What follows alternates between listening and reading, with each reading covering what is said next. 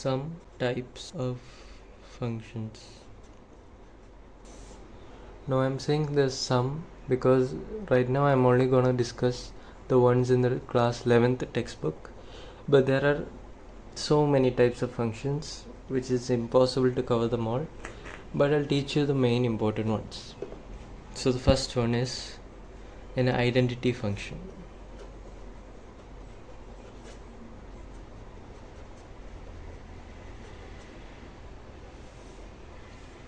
So what is identity?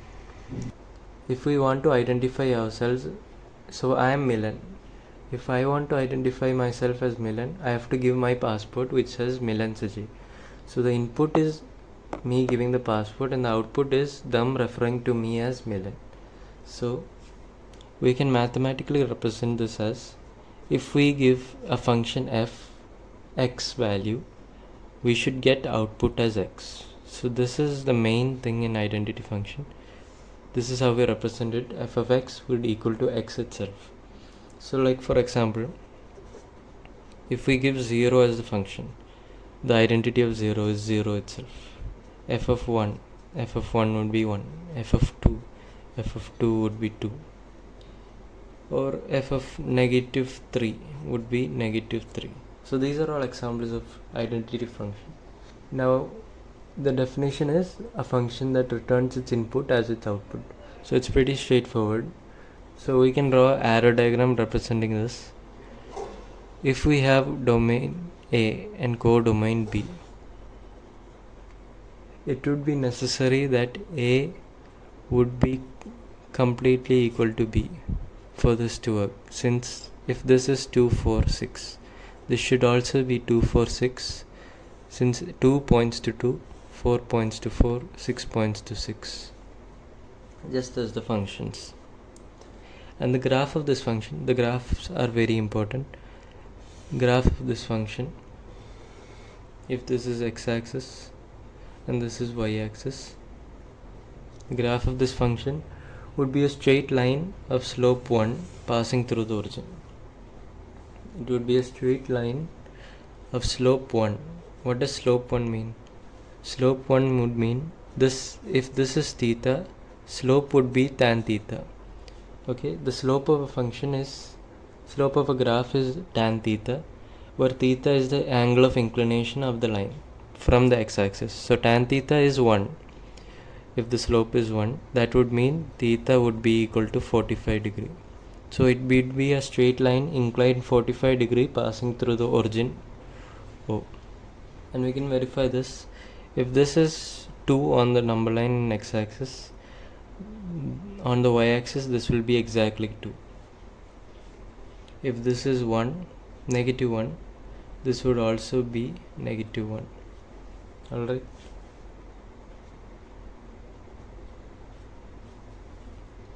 Next function, constant function. Suppose we have a washing machine. It's an ideal washing machine which would never corrupt. So the result is always it being clean. So that is a constant output. The output is receiving clean clothes. So that would mean this function would never change in its property. So such functions are called constant functions. We can denote this by f of x equal to c, where c is some constant. Okay. Suppose we have f of 1. F of 1 would be a number, let's say 5. Alright. If f of 1 is equal to 5 and f of 2 also yields the same output 5, f of 0 would also be 5, f of negative 1 would also be 5. So these are all examples of the same constant function. F of x would equal to 5. This function would never change in its output irrespective of the input. So any number that you give in the input, the output would always be 5. Such a function is called constant function. So I'll read the definition. A function where the output value remains the same regardless of the input value is called a constant function. So as we can see here, domain of this function can be R or a subset of R. Okay, if A is the domain, B would only have a single element which would be a constant. So for in this case, A would be R and phi would be in the domain, codomain, as a singleton sense. So domain would be R for a constant function and range would be C, where C is a constant. Alright, and the graph for this is, if this is X and this is Y,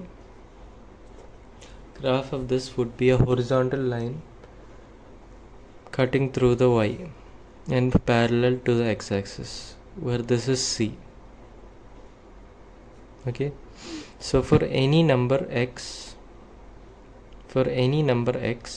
on the X-axis, the Y value would always remain C. If we take if this was X1 and we take X2 here, it will still be C. Alright, so the output would always be a constant. Such functions are called constant functions. Third type of function, polynomial function. Okay, so this function does not have a specific type of graph. It differs on the basis of which polynomial is given to it, assigned to it. So I'll read out the definition. A function that consists of one or more items, each being a constant multiplied by a variable raised to a non-negative integer power, is called a polynomial function. So I'll tell you. For example, we have f of x equal to 3 plus 2x. Here the degree of this polynomial would be 1. Degree would be 1. So if we were to represent this function, it would look something like this. A straight line cutting the x-axis at exactly 1 point. This would be the graph of this function, because it's a linear polynomial. Now if we have another f of x, suppose x square minus 2x plus 3, such a function would have a parabola as its graph, where it cuts the x-axis in exactly 2 points. So the degree is directly correspondent to the number of times it cuts the x-axis. If the degree is 1, it cuts the x-axis 1 time. If the degree is 2, it cuts the x-axis at 2 times, and this is a parabola. In the first case, it was a straight line. Now, if the degree was 3, f of x would equal to x cube minus x square plus 2. This graph would cut the x-axis at exactly 3 points. So we can draw it like this would be 3 points where it cuts the x-axis, and since the degree of this is 3. Alright, so the graph of this varies according to a polynomial it is assigned to, and in the definition we read that it is a function that consists of one or more terms, each being a constant multiplied by a variable raised to a non-negative integer power. So this power that it's raised to should be an integer, and it must be non-negative. So that means it should be positive. So for example, if a function was f of x equal to x raised to 2 by 3 plus 2x, would you call this a polynomial function? No, because 2 by 3 is not an integer. So the power which should be raised to should be an integer, and it should be a positive integer. So we can say the domain of this polynomial function is R. Range would also be R. It is a very real function, and the graph depends on the degree of the polynomial.